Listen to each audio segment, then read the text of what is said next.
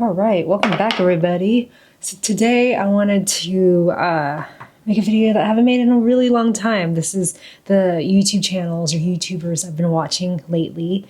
And I took into account what I've been watching because I am subscribed to a lot of different people. I've been on YouTube for 17 years. So if you can imagine, I've been subscribing to a bunch of channels. So I went through the list of everyone that I'm subscribed to.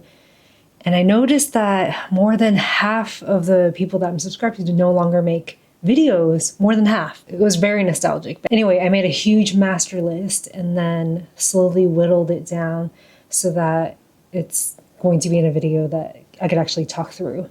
And these are the channels that as soon as they make a video, I either watch it right away or I put it on my watch later list so that I don't miss a single episode. And yes, a lot of these channels I have talked about on my channel before, but I wanted to put everyone in one video. Also, if I'm leaving anyone out or if you have any suggestions for channels that I should be watching, please let me know because I'm always open to finding new people to watch. I love watching YouTube. It's my favorite platform, you know? TikTok's getting up there, but YouTube will always be my home base. The list that I'm starting with are the channels that I like to watch when I want to learn something, especially. So let's get into it. The first channel I want to talk about is Steven Kontarski. So Steven is a fragrance professional.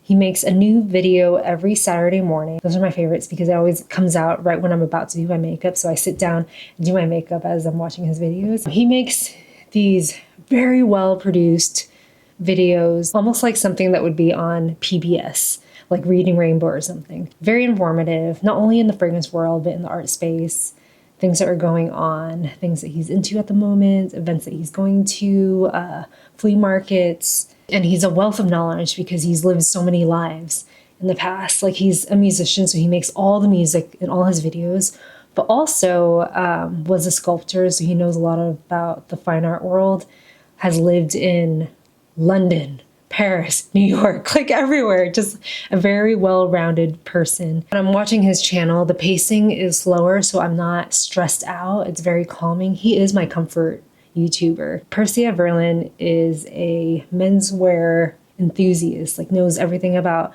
menswear, and I really like her style because I feel like my style can be very similar in a lot of ways. I think I found her channel through either Instagram or on TikTok. I can't quite remember. I know that she's bigger on those platforms, or one of those platforms at least, than she is on YouTube. I love her YouTube content because it's just so much longer. I just like long form content in general and learning things slowly, especially if I'm in the process of doing something else, like washing dishes or, I don't know, drawing or something like that.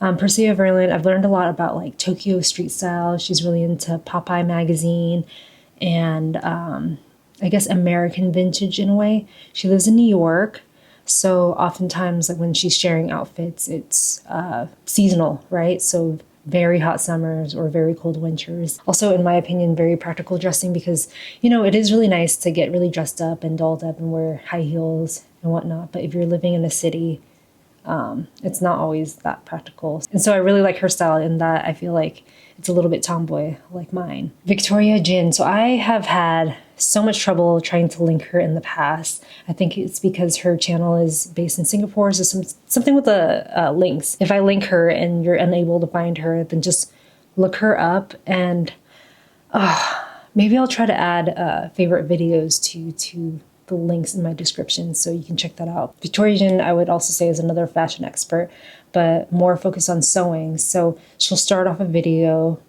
talking about the history of car coats, for instance, what people have worn them, where you've seen them in history, where they come from, their background and whatnot. And then she'll go into the process of making one herself and then how she styles it with her own pieces at home. And that's all creative, but every single video that she makes is a short film, like a beautifully done art school short film. It's the type of work that I feel like I've seen in film school, like very creatively done, using very little resources. Derek G is a music professional. I know he DJs. He does a lot of like tech reviews too. Well, like audio stuff. I've learned about audio stuff through him. He's a music guy, right? And I found out about him through his TikTok. He'd make these short videos on certain subgenres and then make a playlist on it on Spotify or wherever you can find his playlists. Yeah, through his videos on TikTok, I found out a lot about music, obviously. And then I found out that he had a YouTube channel which makes longer form content, and he recently did a podcast with Lorde. Fantastic. Before that, he had a couple of vlogs too, going through the process of that. So it was really cool to watch him talk about music and then all the behind the scenes stuff in terms of music. Derek Jabe, also follow him on Instagram and TikTok. Also music related, this channel popped up on my YouTube a while ago. I don't quite know how to pronounce this. I think it's Quinn, but it's a Vietnamese DJ channel. And it's kind of like the Lot Radio where you see DJs perform live. Pre-recorded, right? So you see them performing, but then it's pre-recorded and then you can watch it later on. And then every set list is about maybe an hour, and it's all in different locations, which I think is so fantastic. Like they did one in a market, they did one in front of a hair salon, in front of a coffee shop, just like different locations all around Vietnam. And the music is fantastic. It's not just Vietnamese music. It's not just jazz. The first one I saw was jazz based.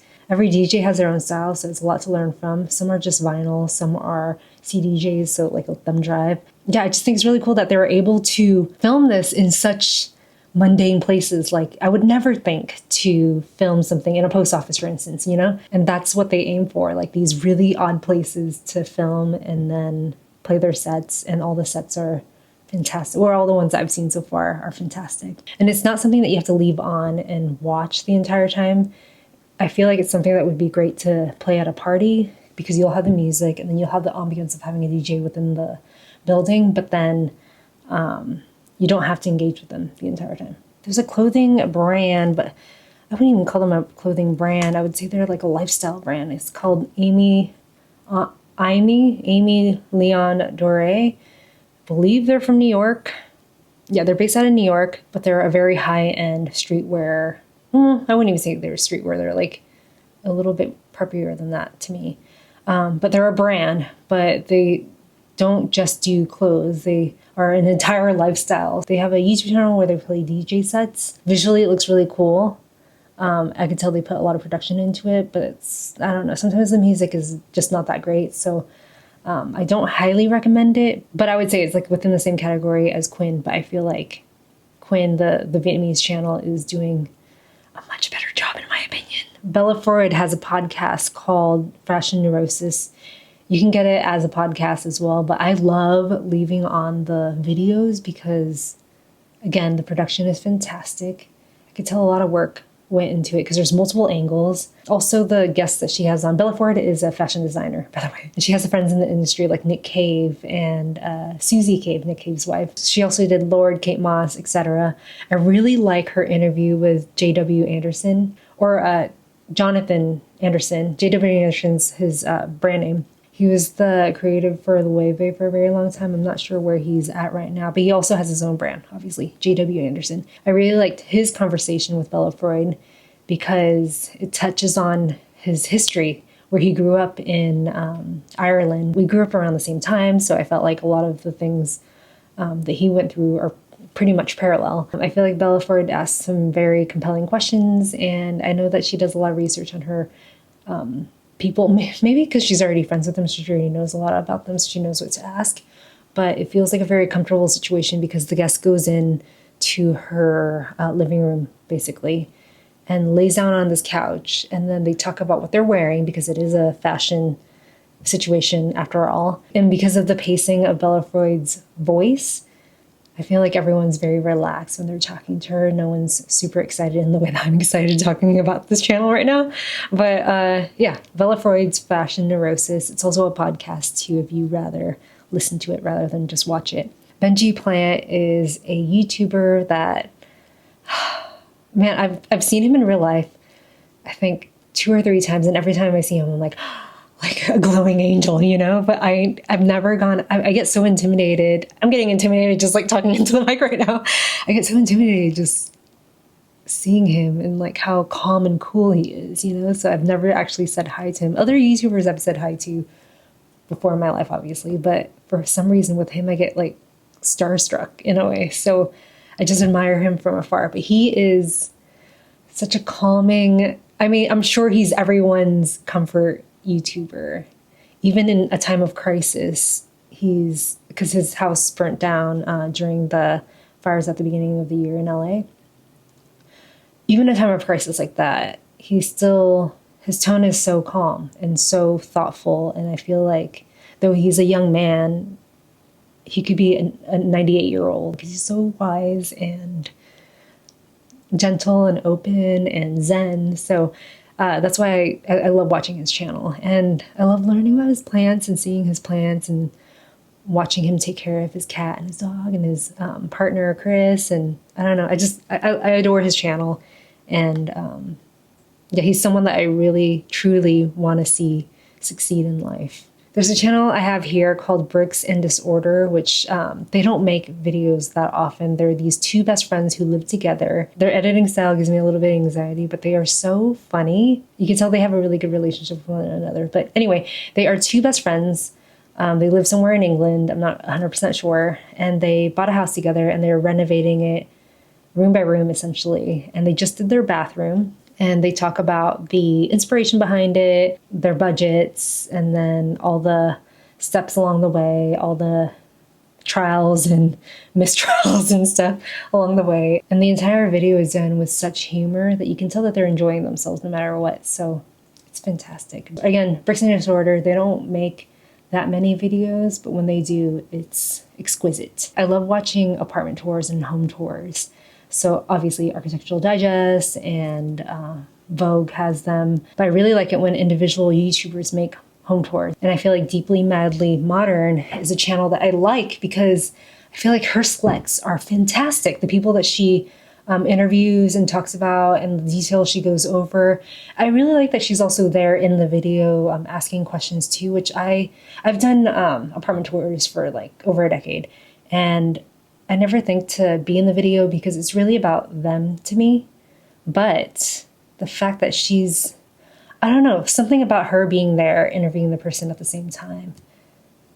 I mean, it does it for me. I think it's fantastic. She just asks the right questions, and I feel like she's really good at making people feel comfortable within their own home, sharing personal, deeply personal things about themselves in their own home, right? So that's a skill set that I completely admire. Next on the list, I have a group of YouTubers. These are the channels that I'll always watch because I like watching classic YouTube, and this to me is classic YouTube. First off is obviously Meline de la Rosa. I've been really proud of her lately because she's been making a lot more videos consistently. I love her videos and they're so artfully done. They're all like short films. But recently she started kicking it up a notch and like making them a lot more consistently. I mean, I'm sure everyone here knows Meline de la Rosa and is subscribed to her. But if you don't already know about her, she's one of my best friends. And I just love her channel. I think she does a really good job. And I love that she's trying to make an effort to make it more consistently. Britney Bathgate, she is huge on Instagram. But on YouTube, I mean, she's up there, obviously. But I feel like the people on YouTube, the people who follow her on YouTube get kind of a slice of her life, like a much more intimate slice of her life. She's renovating a house. She's got kittens. I feel like I'm in the secret club and I get to know a little bit more about her life in a more personal way and how she styles things. Her outfits are fantastic. She's one of those YouTubers that don't stress me out. She doesn't talk too fast. She's not shouting at you, you know? Yeah, slower pace, artsy girl. Also another comfort type YouTuber. Lizzy Hadfield is a YouTuber who goes back and forth from England and New York. So she has an apartment in New York and then she goes back and forth. I really like her watching her vlogs because it's just like, it feels like I'm catching up with a friend in a way, even though it's such a one-way relationship. I really like that she takes her time talking to her audience, which I feel like I have such a hard time whenever I'm vlogging. I always forget to talk to my audience. I'm shooting like a ton of B-roll and I'm like, oh, there's no context around this B-roll. So I like watching her channel because she thoroughly goes through what she's, going through. Of the same category, I would say Sarah Gray, another calming YouTuber who makes vlogs.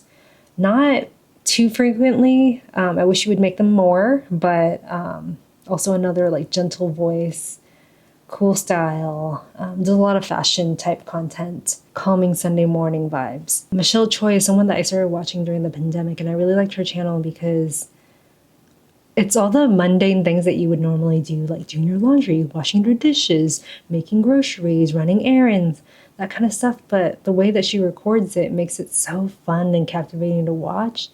She uses really fun editing and music. I would say it's a little bit more fast-paced than the other channels I'm recommending, but still, it's pretty slow-paced in that she's a homebody who likes to do things at home. It's just her editing style is top-notch. Sophia Chang is a channel that I've been watching for forever.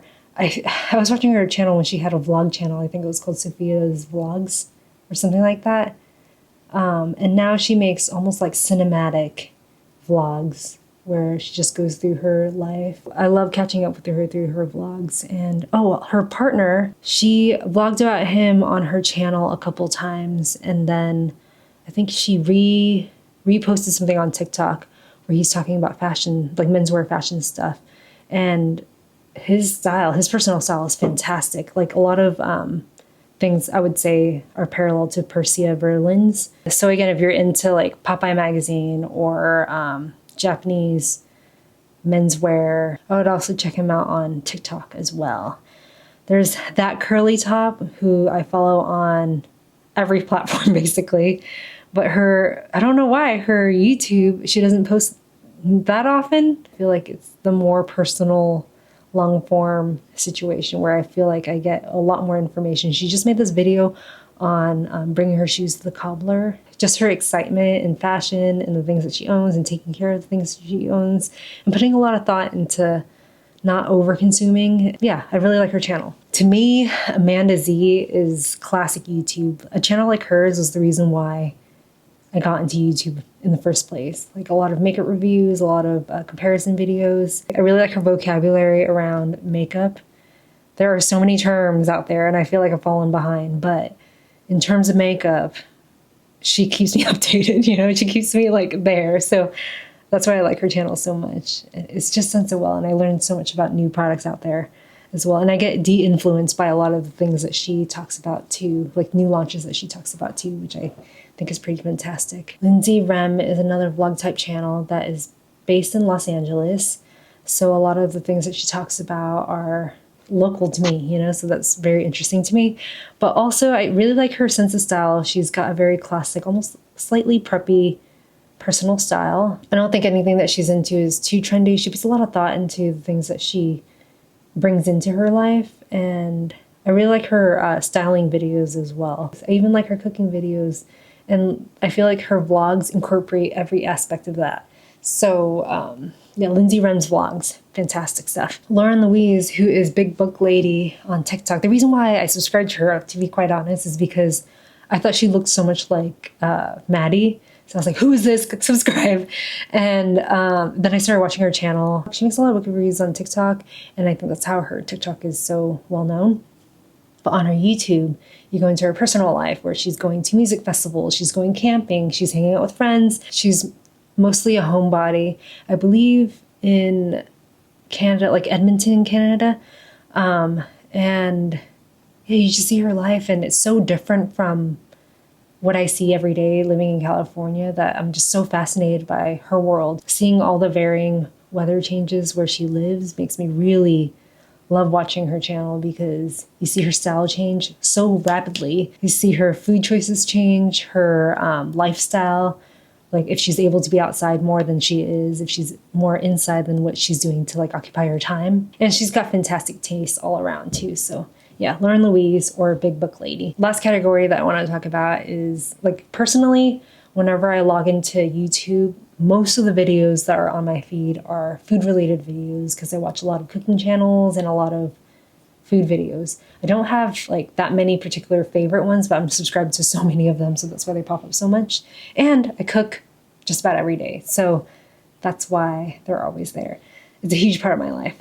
My favorite channel at the moment, and they don't have that many videos, I think they only have like 5 or 6 right now, is from Yunhai Shop, which is a Taiwanese pantry in Brooklyn. And they started a series called Cooking with Steam because they have this thing called the tatong, which is a Taiwanese rice cooker, but you can use it for so many different things. I made a cooking video with Maddie a couple months ago talking about how we use one, making recipes together.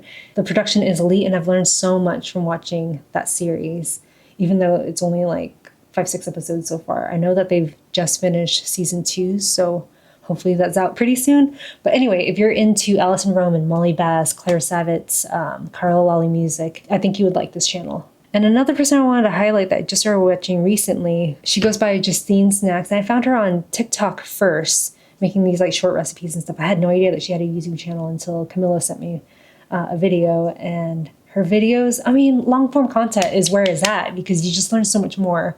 She just made a video recently on her kitchen tour, and I've learned a lot from that too. Just, I don't know, I love creeping on people's homes, especially when they go into their kitchen and talk about every little detail.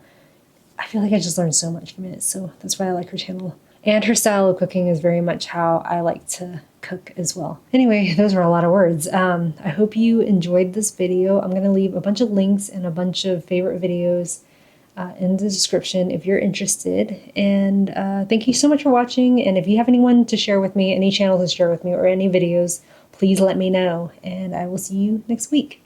Bye.